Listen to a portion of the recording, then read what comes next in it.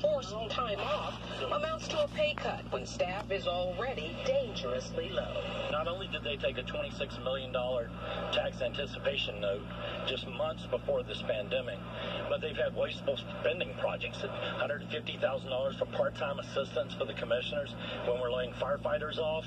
Lieutenant Woodruff says the staffing shortages of 2 firefighters to a truck dates back 5 to 10 years. Couple that problem with a pandemic and now furloughs, and the response time will be affected. Fire stations are designed to be within 8 to 10 minutes of all locations throughout the county to maintain ISO ratings, keep homeowners insurance rates low. When we shut down a fire station, now you don't have a fire truck nearby. So you have a fire truck responding from twice the distance away. Many firefighters consider the furlough days a hard pill to swallow.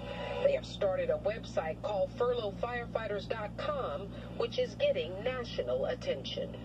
During the COVID pandemic, these essential guys and girls worked overtime, mandatory overtime, massive amounts of time. When they had exposures, they weren't able to go home to their families. They were hailed as heroes. And now that it's convenient that the pandemic is starting to wind down, now all of a sudden these are furloughed, non-essential workers. It's insane. Now, the county tells us this was a very difficult decision due to the economic impact of COVID-19. They released a statement that says, in part, all full-time and part-time government employees are subject to 5 furlough days. Firefighters are impacted as a result, but the public should be aware that the fire department is actively doing its best to continue serving the community. Reporting live. Says 4 special agents and a special agent in charge will be assigned to work with police, deputies, and prosecutors across Middle Georgia. Encouraging news for Baldwin County Sheriff Bill Massey, who says he had 70 gang-related drive-by shootings in just a 6-month period. We have at times been overwhelmed with the number of shootings that we had in Milledgeville and Baldwin County.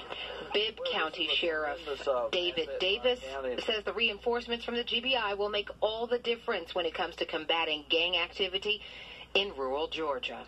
That partnership of sharing information, resources, personnel, to know that we're all united and that we're all going across county lines, across city limits to go after these street gangs. Portia Bruner, Fox 5 News. Coming up, Morehouse School of Medicine student.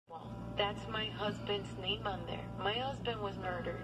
I haven't heard Joe Biden stand up for law enforcement. It's a lack of respect. Joe Biden cut our country down.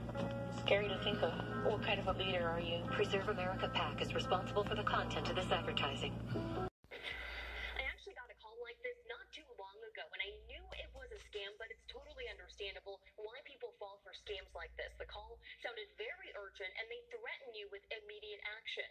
But the Social Security Administration says don't fall for it, and definitely don't give them any personal information.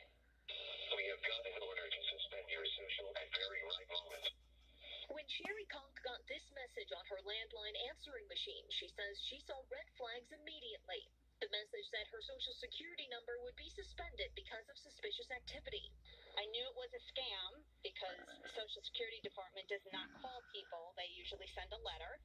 But the phone calls just kept coming. I received 6 phone calls in the same day within 45 minutes of each other.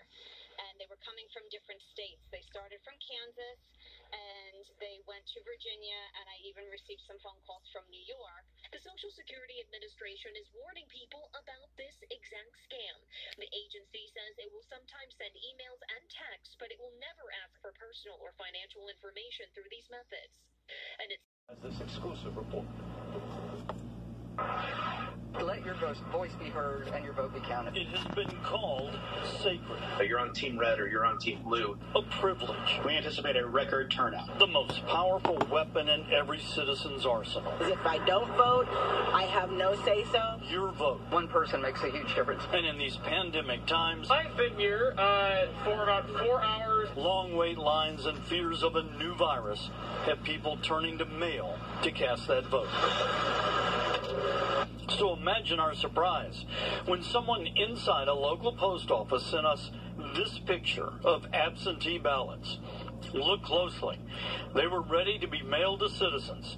Then those people could pick their candidates and mail in their vote.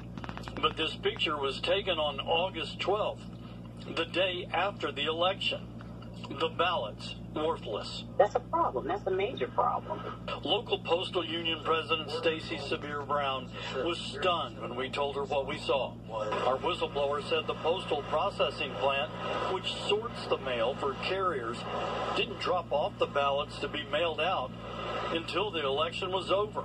It sounds like the slowdown came in the processing part. Because the machines are missing. Stacy says when Postmaster Louis DeJoy ordered mail sorting machines to be taken out of post offices across the country, including Atlanta, she said it slowed down the delivery of mail, including ballots. That's too many. One is too many. It does upset me because, like I said, I voted absentee. So, yes, that could potentially have been a ballot meant for me. Actually, one of those ballots was meant for Linda Brown. When did you get your ballot? I never did get it. We could read her name on one of the envelopes in the picture. She applied for an absentee ballot. Checked her mail religiously. Her ballot never came. A friend took her to vote on the day of the election, but the polls had just closed. Was that frustrating? Very frustrating, because, our voice, everybody has a voice, and everybody's voice should be heard, and that was my voice that was missed. We wondered how many voices were silenced. The only way to know how many absentee ballots weren't delivered